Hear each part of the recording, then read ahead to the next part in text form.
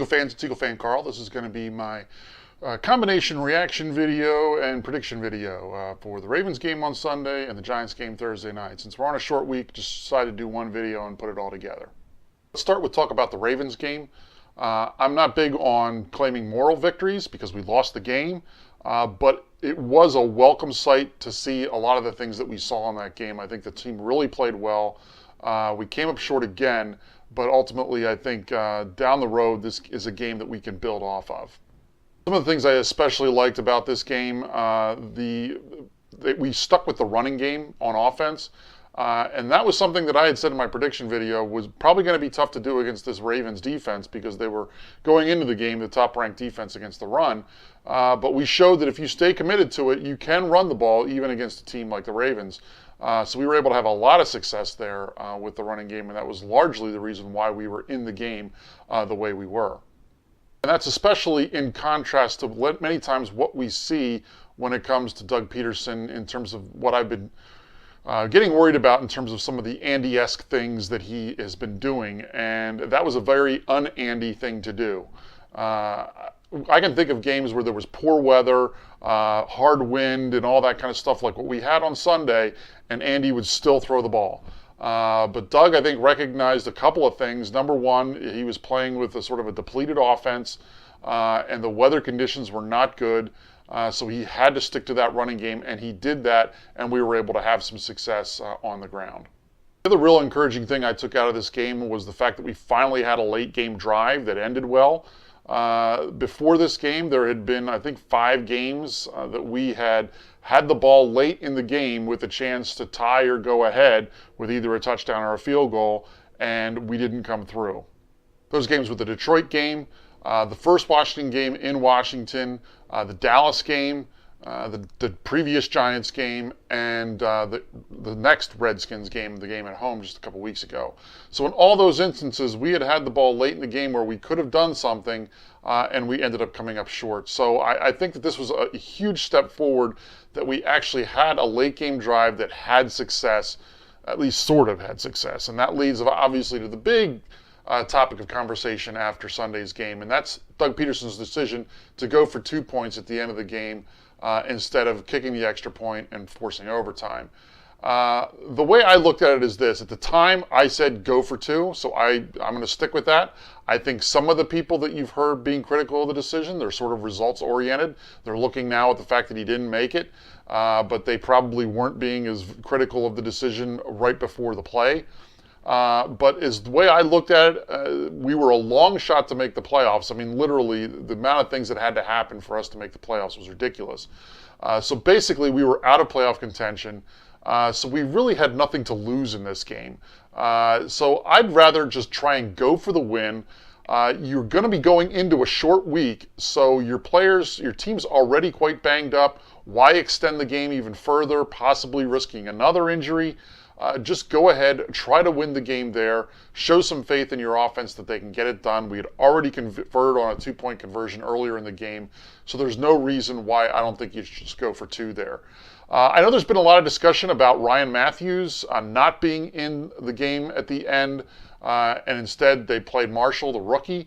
The way I looked at it was this. If you watched the game, once they started putting Marshall in, because of the injury to Barner, he was actually doing really good on blitz pickups. And you had to know that the Ravens were going to be bringing a blitz in that situation.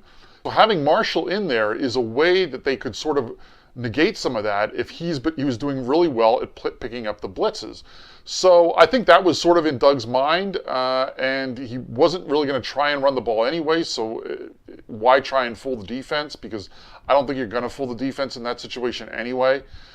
So I had no problem with that. I really had no problem with the play call either. You just have to hand it to the Ravens. They made a play, knocked the ball down, and ultimately that's what ended up deciding the game. Now we're guaranteed that we're going to be below 500 for this season, but there's still quite a bit to play for in these next 2 games. So let's turn our attention now to tomorrow night's game against the New York Giants. A couple interesting things that jump out at me when I look at the Giants-Eagles matchup. If you look at the Giants statistics, it's really sort of strange where their team has been this season in terms of where they're ranked in terms of offense and defense. For a team that's 6 games above 500, their offensive statistics aren't that great, and their defense. So you'd think their defensive statistics would be really good, but they're really not all that great either. And their defense is actually good where it counts, but let's not look at that for the moment. Let's turn our attention and first start with the offense. Their offense isn't all that great. They're 27th in overall offense, and they're 24th in scoring. So they're in the bottom part of the league. They're in the bottom third of the league in those statistics. And I think this really has to do with the fact that their run pass there's a huge difference there.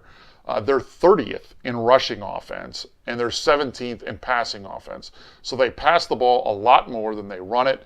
And one of the things that's a little misleading about their passing statistics is their passing yards are probably better than maybe they are for other teams because they're actually pretty good at protecting Eli Manning this year. They are 4th in the league in sacks surrendered. You put all of that together, and you've got an offense that is able to move the ball through the air, but is struggling to move the ball on the ground. And I think that is one of the things that's sort of causing them to have the kind of season they're having. And what I'm talking about with that is they're winning a lot of close games. They really haven't blown anyone out this season. All those games that we've been losing that were close, they've been winning them close. And frankly, I think, as I said in my video last week, I think that's a sign of a good team. A good team finds a way to win close games, and bad teams find a way to lose those. And right now, I would have to say the Giants are probably a better team than the Eagles. That being said, I don't think they're as far apart as their records suggest. One of the things the Giants have been able to do is play some decent defense where it counts, like I said. And what I mean by that is, overall in yardage, they're 15th in the league, but they're 3rd in the league in scoring defense. So when it really matters, they're keeping teams off the scoreboard. So they're allowing teams to move the ball, but not giving up the points with it. And I think a lot of that has to do with the fact that their run defense has actually been a lot better than their passing defense. 6th in the league in rushing defense, but they're 23rd in the league in passing defense.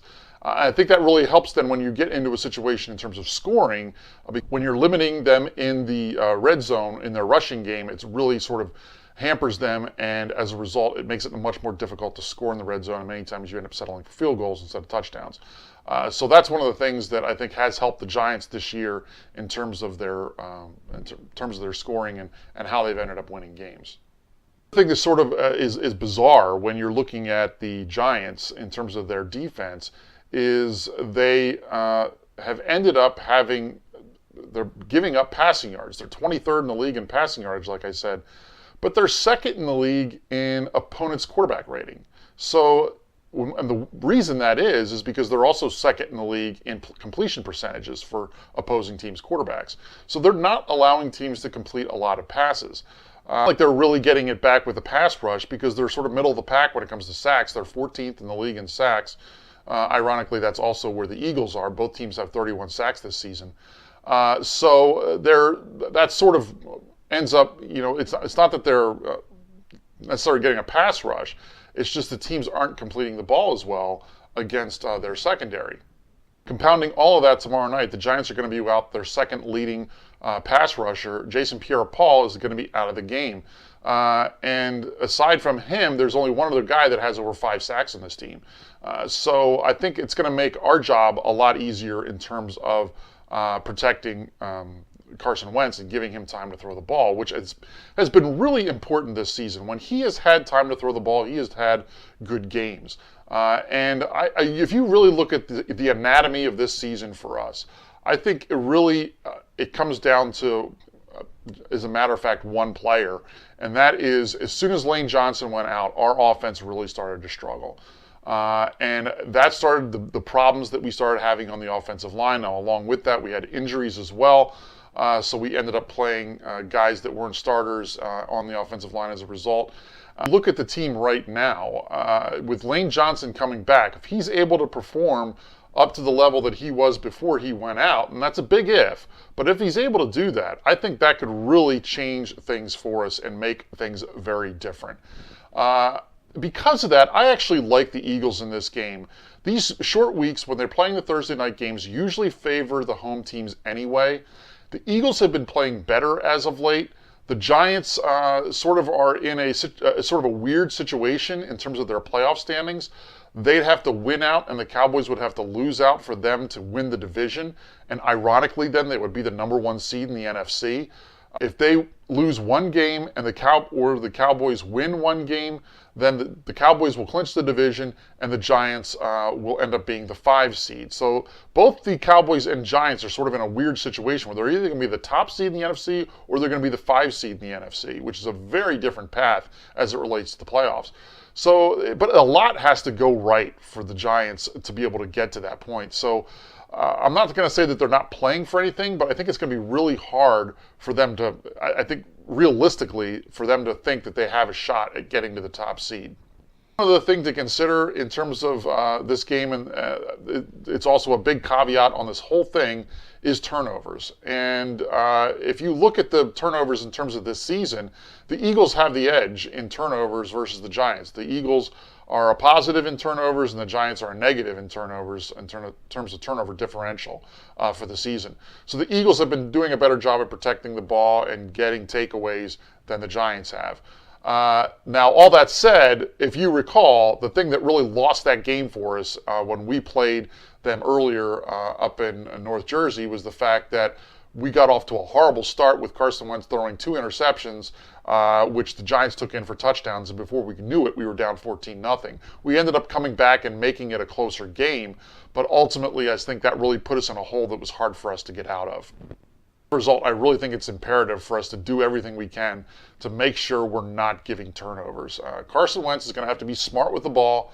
And I think Doug Peterson, despite the fact that, once again, the Giants are good against the run, I think we really need to sort of stick with that running game and trying to build off the success we had last week against another top rushing defense and try and continue to establish the running game, especially now that we've got Lane Johnson back. The other sort of ironic thing about this game is, for the Eagles, this could really be a 2-for-1 deal. If we win this game, it could actually set us up really good for the next week. And I say that because if we win this game, as much as I hate to say it, that's going to clinch the division for Dallas. And what that does then is it means Dallas has nothing to play for the last week of the season when they play us. So I'd expect them to rest a lot of their starters, which means that game becomes a little more easy. So I think at that point, we could potentially, by winning tomorrow night, set ourselves up to win the next 2 games. So this is a really important game for the Eagles tomorrow night, and I think that they recognize that. They're 0-4 in the division so far, so they haven't won any division games. So this is a chance for them to get off the snide as it relates to, not winning anything in the division. They had played the Giants close earlier in the season and almost won that game, but just came up a little bit short. They're now finally starting to have some success late in games, so I'd expect that maybe finally we can get a situation where we'll be able to pull one of these games out, and I think that's what happens tomorrow night. So you put all that together, like I said, I do like the Eagles to win this game. My prediction for the score is going to be Eagles 23, Giants 20. Leave your comment below. Let me know what you think. Let me know what you think the score is going to be. Do we have a chance in this? Also, if you have any comments about the Ravens game, and if you disagree with Doug Peterson's decision to go for 2, let me know below as well. I'm going to be traveling quite a bit for the holidays, so I don't know if I'm going to be able to check in and do a full video for a reaction video to the Giants game, but I will try and check in at least once before the Cowboys game to end the season. Until then, Merry Christmas and Fly Eagles Fly.